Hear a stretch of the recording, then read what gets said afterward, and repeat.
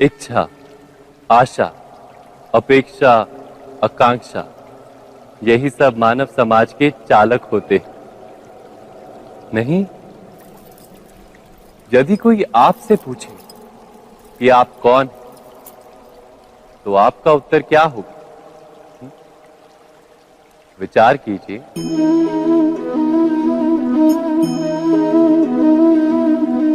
आप तुरंत ही ये जान पाएंगे कि आपकी इच्छाएं ही आपके जीवन की व्याख्या है। कुछ पाने से मिली सफलता, कुछ ना पाने से मिली निष्फलता ही आपका परिचय।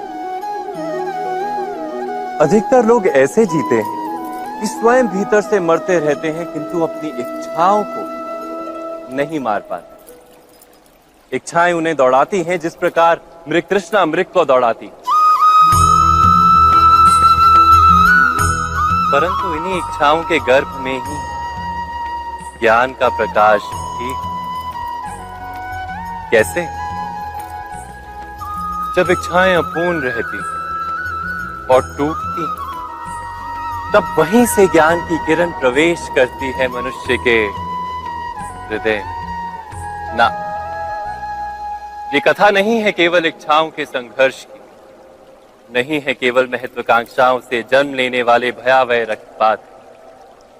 ये कथा है इच्छाओं के गर्भ से उदित होते हुए ज्ञान की। मैं वासुदेव कृष्ण आप सभी को निमंत्रण देता हूं इस यात्रा पे चलने का, जो जीवन का मर्म सिखाएगी, मनुष्य का धर्म सिखाएगी, कीचड़ से उठकर कमल बनने का कर्म सिखाएगी। और इस यात्रा का नाम है महाभारत।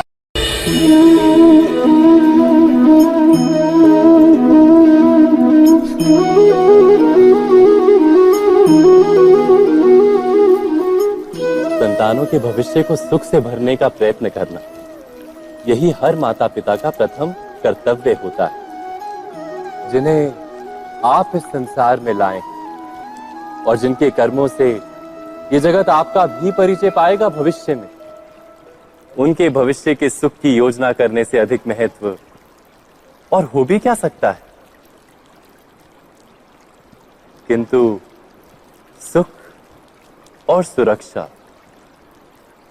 क्या ये मनुष्य के कर्मों से प्राप्त नहीं होते?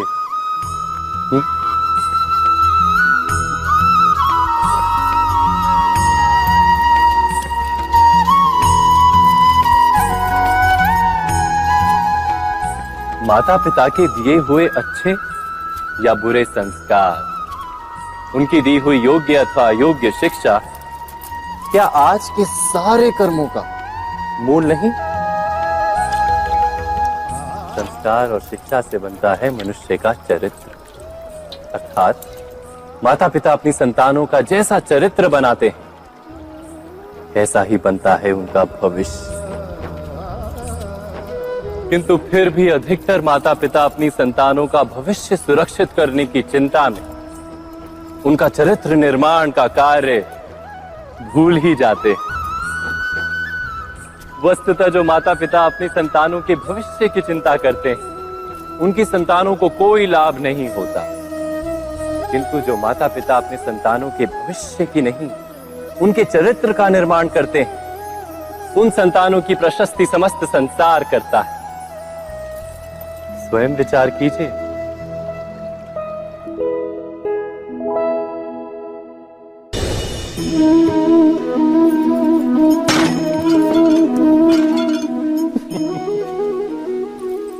कभी कभी कोई घटना मनुष्य के जीवन की सारी योजनाओं को तोड़ देती और मनुष्य उस आघात को अपने जीवन का केंद्र मान लेता।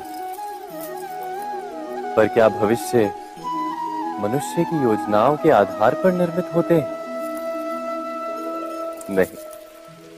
जिस प्रकार किसी ऊंचे पर्वत पर सर्वप्रथम चढ़ने वाला उस पर्वत की तलाई में बैठकर जो योजना बनाता है, क्या वही योजना उसे उस पर्वत की चोटी तक पहुंचाती है?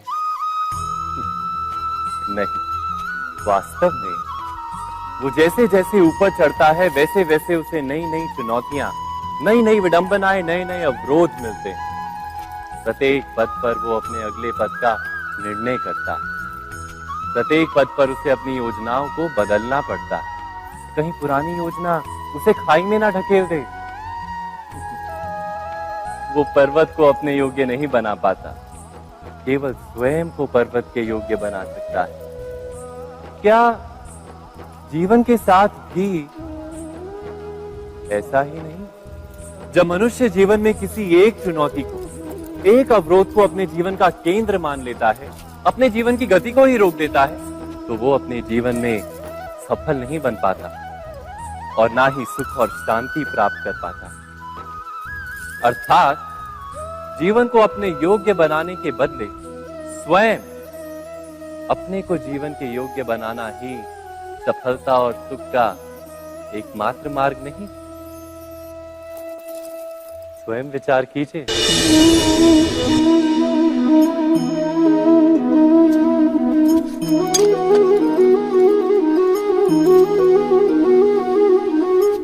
भविष्य का दूसरा नाम है संघर्ष। हृदय में आज इच्छा होती है और यदि पूर्ण नहीं हो पाती तो हृदय भविष्य की योजना बनाता है। भविष्य में इच्छा पूर्ण होगी ऐसी कल्पना करता रहता है, किंतु जीवन ना तो भविष्य में है ना अतीत में। जीवन तो इस क्षण का नाम, अर्थात इस क्षण का अनुभव ही जीवन का अनुभव। पर हम ये जानते हुए भी इतना सा सत्य समझ नहीं पाते। या तो हम बीते हुए समय के स्मरणों को घेर कर बैठे रहते, या फिर आने वाले समय के लिए हम योजनाएं बनाते रहते हैं और जीवन जीवन बीत जाता है। एक सत्य यदि हम हृदय में उतार लें कि ना हम भविष्य देख सकते हैं, ना ही भविष्य निर्मित कर सकते हैं, हम तो केवल धैर्य और साहस के साथ भविष्य को आलिंगन दे सकते हैं, स्वागत कर सकते हैं भविष्य का। तो क्या जीवन का हर पल जीवन से नहीं भर जाएगा? स्वयं विचार कीजिए। पूर्वजों की इच्छा, आशा, महत्वाकांक्षा, क्रोध, बैर, प्रतिशोध, यही सब आने वाली पीढ़ी की धरोहर बनते हैं। माता पिता अपनी संतानों को देना तो चाहते हैं समस्त विश्व का सुख, पर देते हैं अपनी पीड़ाओं की संपत्ति। देना चाहते हैं अमृत, पर साथ ही साथ विष का घड़ा भी भर देते हैं। आप विचार कीजिए, आपने अपनी संतानों को क्या दिया आज तक? अवश्य प्रेम, ज्ञान, संपत्ति आदि दिए, पर क्या साथ ही साथ उनके मन को मैल से भर देने वाले पूर्व ग्रह नहीं दिए? अच्छे बुरे की पूर्व निर्धारित व्याख्याएं नहीं दी? व्यक्ति का व्यक्ति के साथ, समाजों का समाजों के साथ, राष्ट्र का राष्ट्र के साथ संघर्ष क्या इन्हीं पूर्व ग्रहों से निर्मित नहीं होते? हत्या, मृत्यु, रक्तपात क्या इन्हीं पूर्व ग्रहों से नहीं जन्मते? अर्थात माता पिता अपनी संतानों को जन्म के साथ मृत्यु का दान भी देते हैं। प्रेम के प्रकाश के साथ साथ घृणा का अंधकार भी देते हैं, और अंधकार मन का, हृदय का हो या वास्तविक हो, उससे केवल भय प्राप्त होता है, केवल भय। स्वयं विचार कीजिए।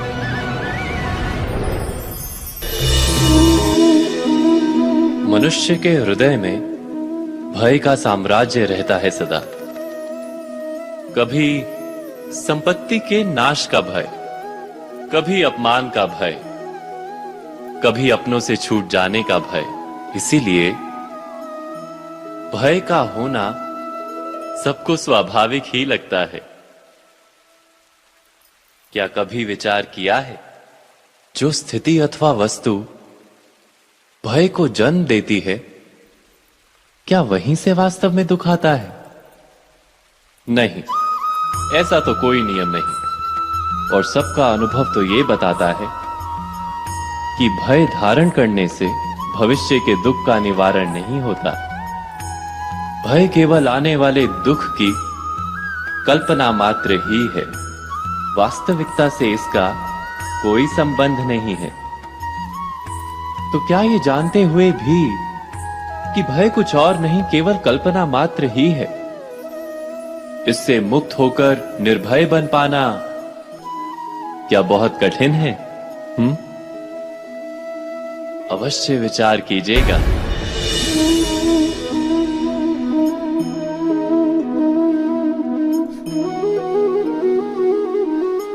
जगत में प्रत्येक व्यक्ति को किसी ना किसी प्रकार की निर्बलता अवश्य होती है। जैसे कोई बहुत तेजी से दौड़ नहीं पाता तो कोई अधिक भार नहीं उठा पाता, कोई असाध्य रोग से पीड़ित रहता है तो कोई पढ़े हुए पाठों को स्मरण में नहीं रख पाता। ऐसे अनेकों उदाहरण और भी हैं।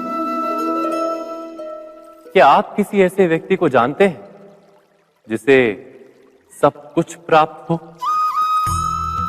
और हम जीवन की उस एक निर्बलता को जीवन का केंद्र मानकर जीते हैं? इस कारणवश हृदय में दुख और असंतोष रहता है सदा।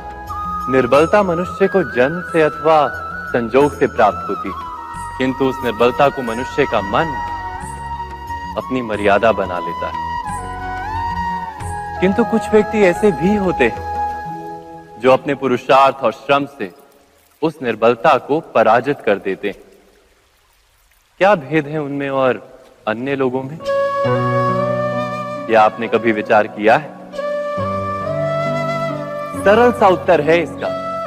जो व्यक्ति निर्बलता से पराजित नहीं होता, जो पुरुषार्थ करने का साहस रखता है हृदय में, वो निर्बलता को पार कर जाता है। अर्थात निर्बलता अवश्य ईश्वर देता है, किंतु मर्यादा मनुष्य का मन ही निर्मित करता है।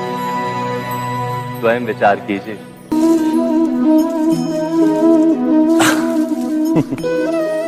मनुष्य के सारे संबंधों का आधार है अपेक्षा।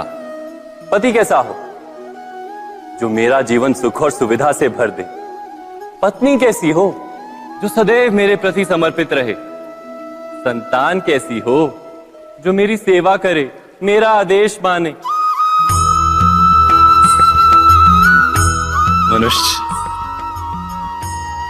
मनुष्य उसी को प्रेम भी कर पाता है जो उसकी अपेक्षा पूर्ण करता है। और अपेक्षा की तो नियति है भंग होना। कैसे? क्योंकि अपेक्षा मनुष्य के मस्तिष्क में जन्म लेती है। कोई अन्य व्यक्ति उसकी अपेक्षाओं के बारे में जान ही नहीं पाता। पूर्ण करने की प्रामाणिक इच्छा हो तब भी कोई मनुष्य किसी की अपेक्षाओं को पूर्ण नहीं कर पाता।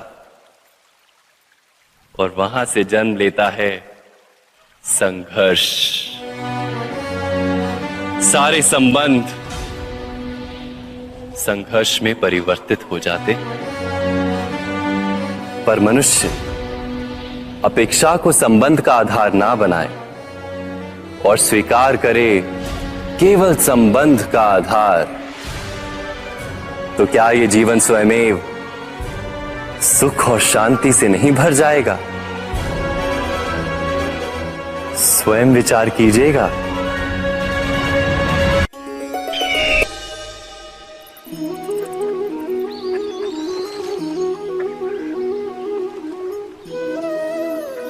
समय के आरंभ से ही मनुष्य को एक प्रश्न सदा पीड़ा देता है कि वो अपने संबंधों में अधिकतम सुख और कम से कम दुख किस प्रकार प्राप्त कर सकता है। क्या आपके सारे संबंधों ने आपको संपूर्ण संतोष दिया है? विचार कीजिए। हमारा जीवन संबंधों पर आधारित है। हमारी सुरक्षा संबंधों पर आधारित है। इसी कारण हमारे जीवन के सारे सुखों का आधार भी संबंध है। किंतु फिर भी हमें संबंधों में ही अधिकतर दुख क्यों प्राप्त होते हैं? सदा ही संघर्ष भी संबंधों से ही उत्पन्न क्यों हो जाते हैं? कभी विचार किया है? जब कोई व्यक्ति किसी अन्य व्यक्ति के विचार अथवा कार्य को स्वीकार नहीं करता, उसमें परिवर्तन करने का प्रयत्न करता है, तो संघर्ष जन्म लेता है। अर्थात जितना अधिक अस्वीकार उतना ही अधिक संघर्ष, और जितना अधिक स्वीकार उतना ही अधिक सुख। क्या ये वास्तविकता नहीं? यदि मनुष्य स्वयं अपनी अपेक्षाओं पर अंकुश रखे, अपने विचारों को परखे, किसी अन्य व्यक्ति में परिवर्तन करने का प्रयत्न ना कर स्वयं अपने भीतर परिवर्तन करने का प्रयास करे, तो क्या संबंधों में संतोष प्राप्त करना इतना कठिन? अर्थात क्या स्वीकार ही संबंध का वास्तविक अर्थ नहीं? स्वयं विचार कीजिए।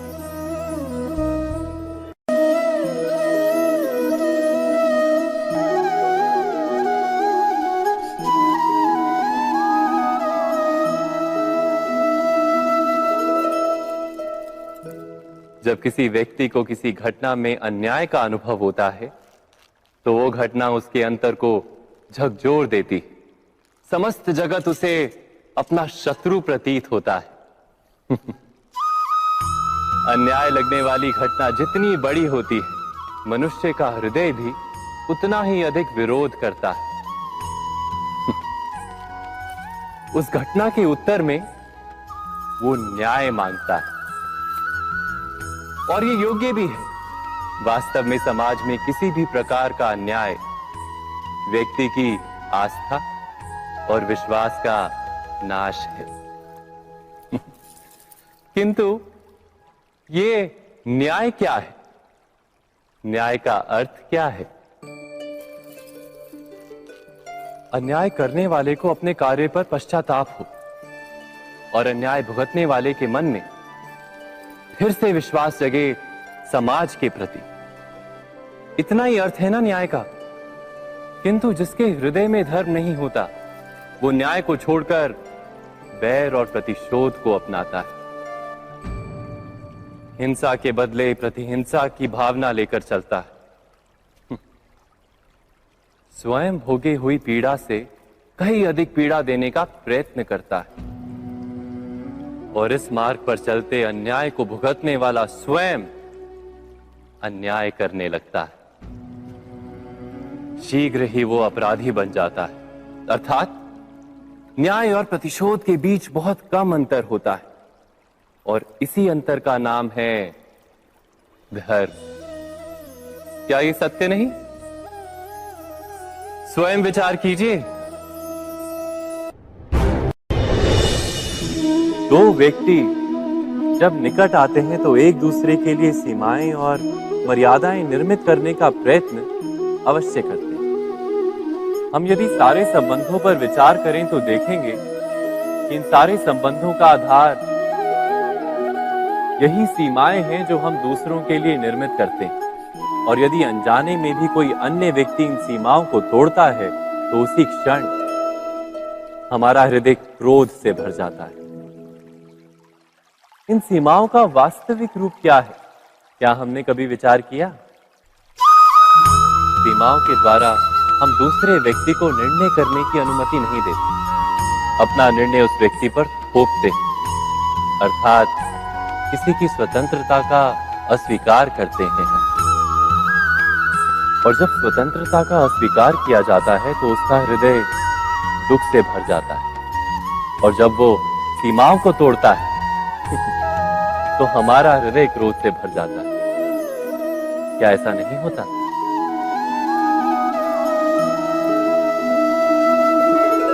पर यदि एक दूसरे की स्वतंत्रता का सम्मान किया जाए तो किसी मर्यादाओं या सीमाओं की आवश्यकता ही नहीं होती। अर्थात जिस प्रकार स्वीकार किसी संबंध का देह है, क्या वैसे ही स्वतंत्रता किसी संबंध की आत्मा नहीं? स्वयं विचार कीजिए।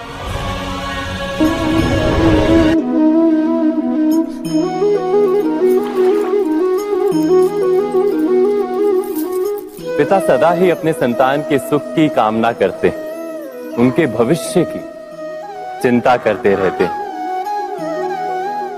इसी कारणवश सदा ही अपने संतानों के भविष्य का मार्ग स्वयं निश्चित करने का प्रयत्न करते रहते हैं। जिस मार्ग पर पिता स्वयं चला है, जिस मार्ग के कंकर पत्थर को स्वयं देखा है, मार्ग की छाया, मार्ग की धूप को स्वयं जाना है, उसी मार्ग पर उसका पुत्र भी चले, यही इच्छा रहती है हर पिता की। निसंदेह उत्तम भावना है ये, किंतु 3 प्रश्नों के ऊपर विचार करना हम भूल ही जाते हैं। कौन से प्रश्न? प्रथम प्रश्न, क्या समय के साथ प्रत्येक मार्ग बदल नहीं जाते? क्या समय सदा ही नई चुनौतियों को लेकर नहीं आता? तो फिर बीते हुए समय के अनुभव नई पीढ़ी को किस प्रकार लाभ दे सकते हैं? दूसरा प्रश्न, क्या प्रत्येक संतान अपने माता पिता की छवि होता है? हाँ, संतानों को संस्कार तो अवश्य माता पिता देते हैं, किंतु भीतर की क्षमता तो ईश्वर देते हैं। तो जिस मार्ग पर पिता को सफलता मिली है, विश्वास है कि उसी मार्ग पर उसकी संतानों को भी सफलता और सुख प्राप्त होगा। तीसरा प्रश्न, क्या जीवन के संघर्ष और चुनौतियां लाभकारी नहीं होती? क्या प्रत्येक नया प्रश्न एक नए उत्तर का द्वार नहीं खोलता? तो फिर संतानों को नए नए प्रश्नों, संघर्षों और चुनौतियों से दूर रखना, ये उनके लिए लाभ करना कहलाएगा या हानि पहुंचाना? अर्थात जिस प्रकार संतान के भविष्य का निर्माण करने के बदले उसके चरित्र का निर्माण करना श्रेष्ठ है, वैसे संतानों के जीवन का मार्ग निश्चित करने के बदले उन्हें नए संघर्षों के साथ जूझने के लिए मनोबल व ज्ञान देना अधिक लाभदायक नहीं होगा? स्वयं विचार कीजिए। सबके जीवन में ऐसा प्रसंग अवश्य आता है कि सत्य कहने का निश्चय होता है हृदय में, किंतु मुख से सत्य निकल नहीं पाता। कोई भय मन को घेर लेता है। किसी घटना अथवा प्रसंग के बारे में बात करना या फिर स्वयं से कोई भूल हो जाए उसके बारे में कुछ बोलना, क्या ये सत्य है? नहीं, ये तो केवल तथ्य है। अर्थात जैसा हुआ था वैसा केवल बोल देना सामान्य सी बात है। किंतु कभी कभी उस तथ्य को बोलते हुए भी भय लगता है। कदाचित किसी दूसरे की भावनाओं का विचार आता है मन, दूसरे को दुख होगा, ये भय भी शब्दों को रोकता है। तो ये सत्य क्या है? क्या हमने कभी विचार किया है? जब भय रहते हुए भी कोई तथ्य बोलता है तो वो सत्य कहलाता है। वास्तव में सत्य कुछ और नहीं, केवल निर्भयता का दूसरा नाम है। और निर्भय होने का कोई समय नहीं होता, क्योंकि निर्भयता आत्मा का स्वभाव है। अर्थात क्या प्रत्येक क्षण सत्य बोलने का क्षण नहीं होता?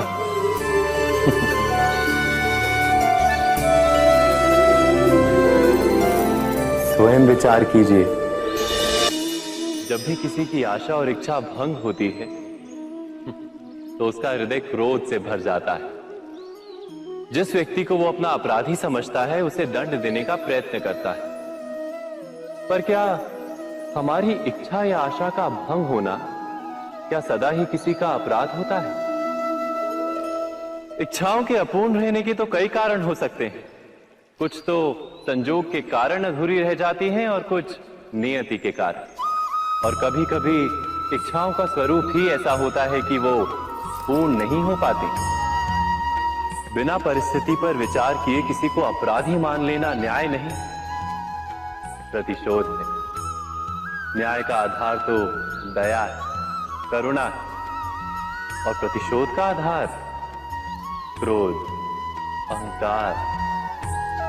अर्थात हृदय में करुणा धारण किए बिना किसी के अपराध के विषय में विचार करना, किसी को दंड देना क्या अपने आप में ही अन्याय नहीं?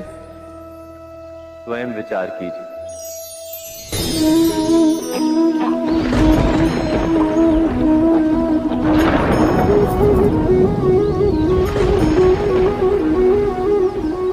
सपनों और पूर्वाभासों के आधार पर हम भविष्य के सुख दुख की कल्पना करते हैं। भविष्य के दुख का कारण दूर करने के लिए हम आज योजना बनाते हैं, किंतु कल के संकट को आज निर्मूल करने से हमें लाभ मिलता है या हानि पहुंचती है? ये प्रश्न हम कभी नहीं करते। सत्य तो यह है कि संकट और उसका निवारण साथ जनते हैं, व्यक्ति के लिए भी और सृष्टि के लिए भी। नहीं, आप अपने भूतकाल का स्मरण कीजिए, इतिहास को देखिए। आप तुरंत ही ये जान पाएंगे कि जब जब संकट आता है तब तब उसका निवारण करने वाली शक्ति भी जन्म लेती है। यही तो जगत का चलन है। वस्तुतः संकट ही शक्ति के जन्म का कारण है। प्रत्येक व्यक्ति जब संकट से निकलता है तो एक पद आगे बढ़ा होता है, अधिक चमकता है, आत्मविश्वास से अधिक भरा होता है, न केवल अपने लिए अपितु विश्व के लिए भी। क्या ये सत्य नहीं? वास्तव में संकट का जन्म है एक अवसर का जन्म, अपने आप को बदलने का, अपने विचारों को ऊंचाई पर करने का अवसर, अपनी आत्मा को बलवान और ज्ञान मंडित बनाने का अवसर। जो ये कर पाता है उसे कोई संकट नहीं होता, किंतु जो ये नहीं कर पाता वो तो स्वयं एक संकट है विश्व के लिए। विचार कीजिए।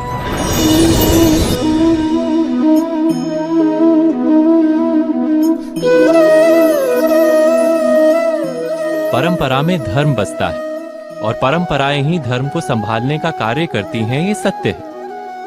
पर क्या केवल परंपरा ही धर्म है? विचार कीजिए। सत्य तो यह है कि जिस प्रकार पाषाण में शिल्प होता है उसी प्रकार परंपरा में धर्म होता है। इस पत्थर में शिल्प है, ये पत्थर शिल्प नहीं। शिल्प को उजागर करने के लिए उसे तोड़ना पड़ता है, अनावश्यक भागों को दूर करना पड़ता है। ठीक उसी प्रकार परंपराओं में धर्म ढूंढना पड़ता है। जिस प्रकार इंद्र पूजा की परंपरा को तोड़कर गोवर्धन पूजा का धर्म ना ढूंढा जाता तो यादवों को उनकी मुक्ति का मार्ग नहीं मिल पाता। अर्थात परंपरा को पूर्णता छोड़ देने वाला धर्म से वंचित रह जाता है और परंपरा का अंध अनुकरण करने वाला भी धर्म को प्राप्त नहीं कर पाता। कहते हैं हंस के पास नीर क्षीर विवेक होता है। दूध में मिले पानी को छोड़कर केवल दूध ही ग्रहण करता है। तो क्या सच्चा धर्म प्राप्त करने के लिए हृदय में ज्ञान से जन्मा विवेक आवश्यक है? और ऐसे विवेक के बिना जिसे धर्म मान भी लिया जाए, जो वास्तव में धर्म ना भी हो, ऐसा भी तो हो सकता है। स्वयं विचार कीजिएगा।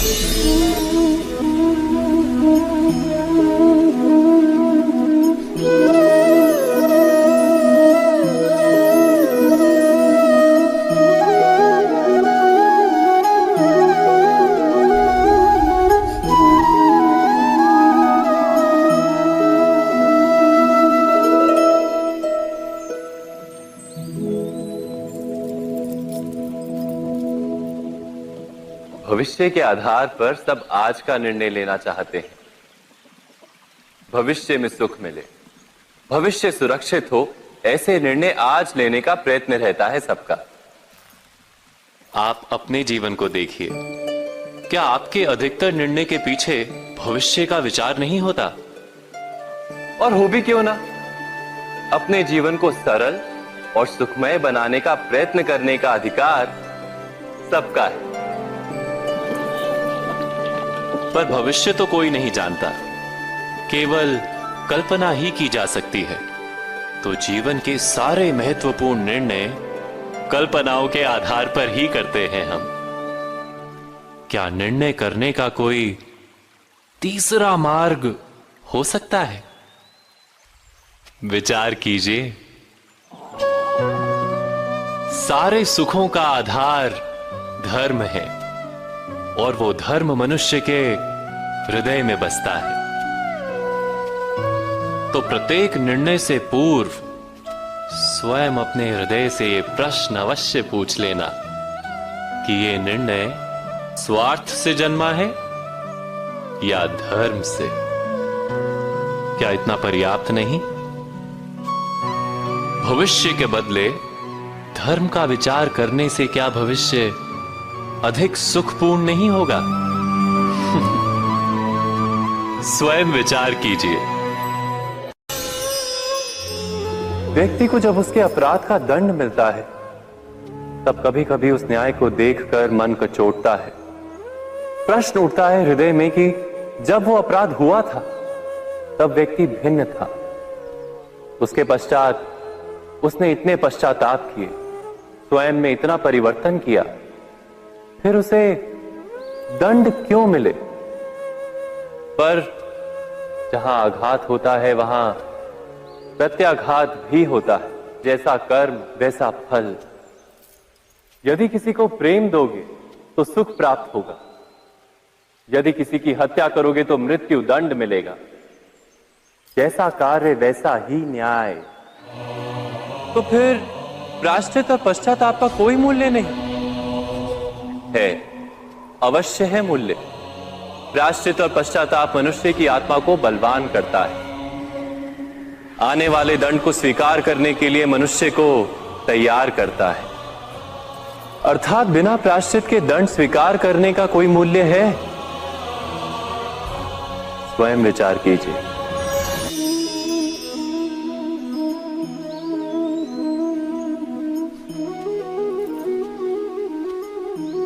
जब अपने किसी अच्छे कार्य के उत्तर में दुख प्राप्त होता है अथवा किसी को उसके दुष्ट कार्य में सुख मिलता है, तो मन अवश्य ये विचार करता है कि अच्छा कार्य करने का, धर्म के मार्ग पर चलने का तात्पर्य क्या है। पर दुष्ट आत्मा को क्या प्राप्त होता है, ये भी देखिए। दुष्टता करने वाला हृदय सदा चंचल रहता है, अकुलाता रहता है। मन में सदा नए नए संघर्ष उत्पन्न होते हैं। अविश्वास उसे जीवन भर दौड़ाता है। क्या ये सुख? जबकि धर्म पे चलने वाले, अच्छा कार्य करने वाले, सच्चरित्र व्यक्ति का हृदय शांत रहता है। परिस्थितियां उसके जीवन के सुख में बाधा नहीं बनती। समाज में सम्मान और मन में संतोष रहता है सदा। अर्थात अच्छा बर्ताव भविष्य में किसी सुख का मार्ग नहीं। अच्छा बर्ताव स्वयं सुख अथवा बुरा बर्ताव भविष्य में किसी दुख का मार्ग नहीं। अधर्म उसी क्षण दुख उत्पन्न करता है। धर्म से सुख नहीं, धर्म स्वयं।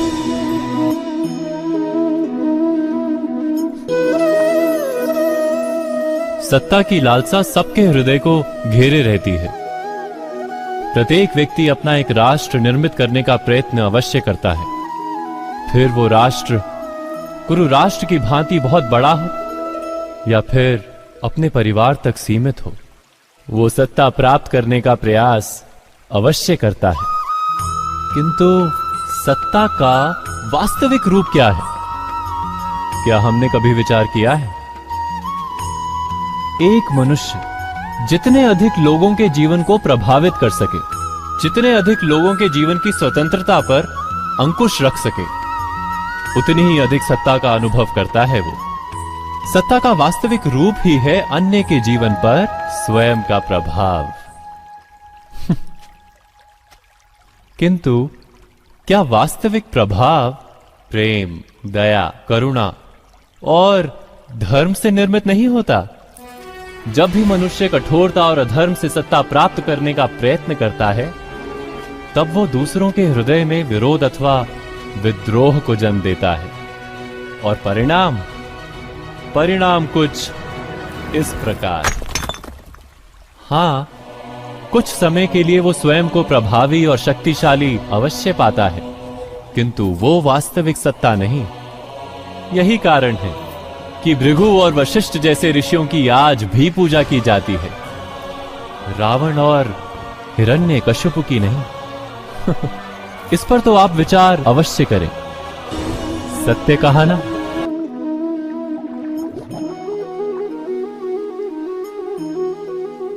इस संसार में आने वाला प्रत्येक बालक संपूर्णतः संस्कार रहित होता है।